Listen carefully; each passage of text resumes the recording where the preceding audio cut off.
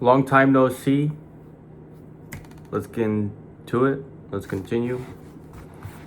Waste no more time. You know what the deal is. If you're watching from brand new, Talking to Strangers by Malcolm Gladwell. Annabelle Motes grew up in the different affluent suburbs of Baltimore.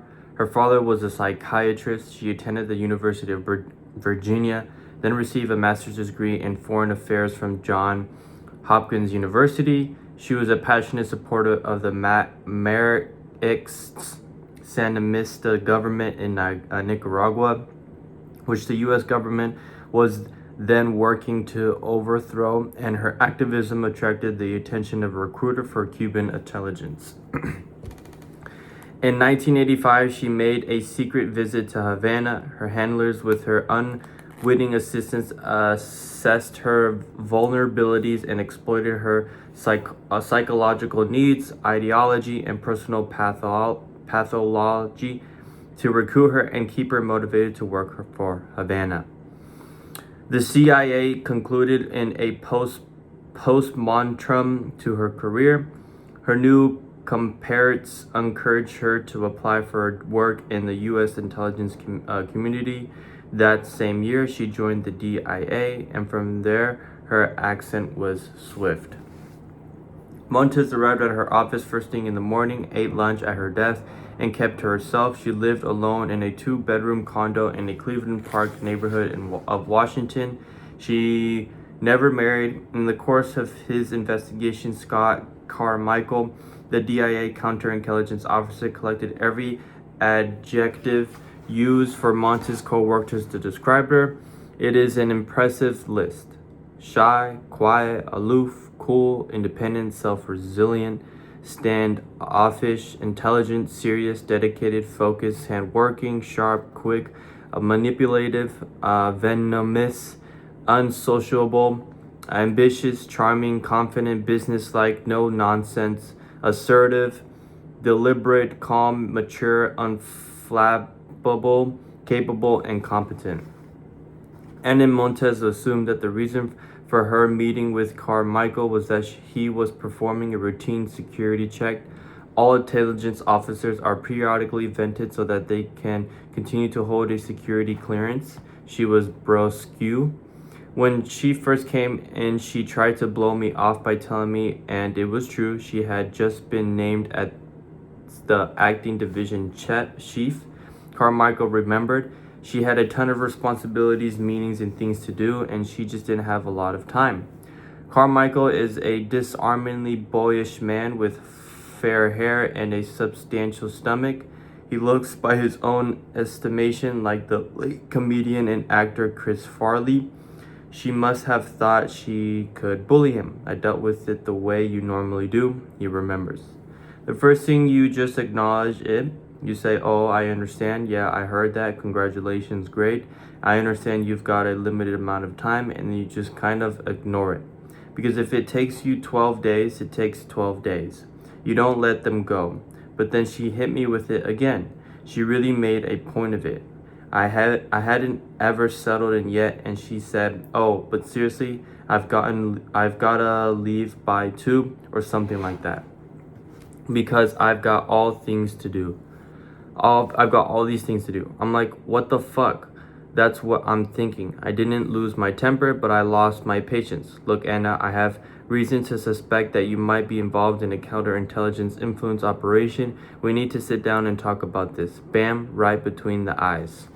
Montes had been, by that point, a Cuban spy for nearly her entire government career. She had met with her handlers at least 300 times, handing over so many secrets that she ranks as one of the most damaging spies in U.S. history. She had secretly visited Cuba on several occasions.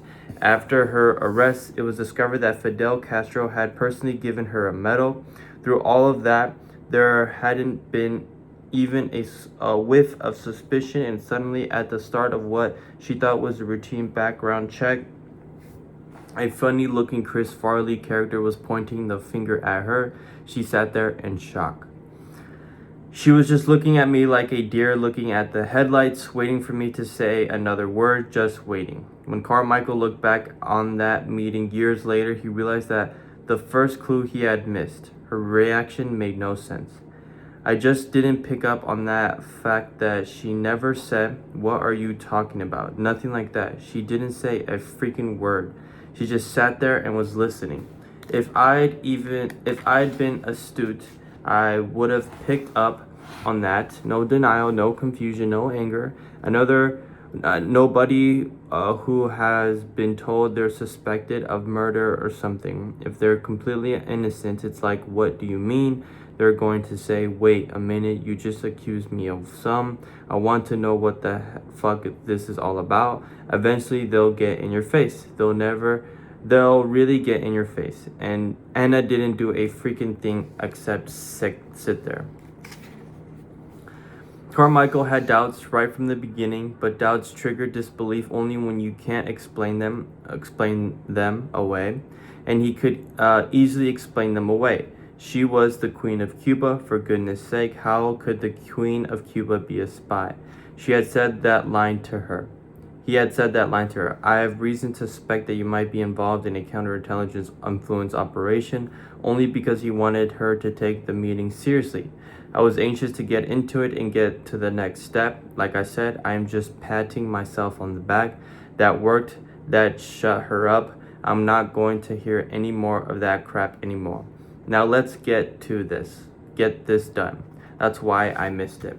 They talked about the Admiral Carroll briefing. She had a good answer. They talked about why she abruptly left the Pentagon that day. She had an answer. She was being flirty, a little playful. She began to relax. He looked down at her legs again. Anna started doing this thing. She got her legs crossed and she's bouncing her toe like that. I don't know if it was conscious, but what I do know is that catches your eye. We get more comfortable with one another, and she became just a little bit more flirty. Flirty? I don't know, but cute sometimes in some of her responses to questions. They talked about the phone call. She said she never got a phone call, or at least she didn't remember getting one.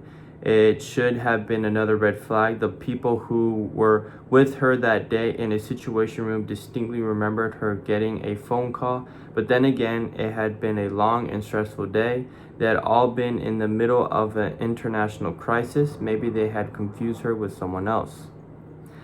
There was one other thing, another moment when Carmichael saw something in her reaction that made him wonder. Near the end of the interview, he asked Montes a series of questions about what happened after she left the Pentagon that day. It was a standard investigation procedure. He had just wanted as complete a picture as possible of her movements that evening. He asked her what she did after work.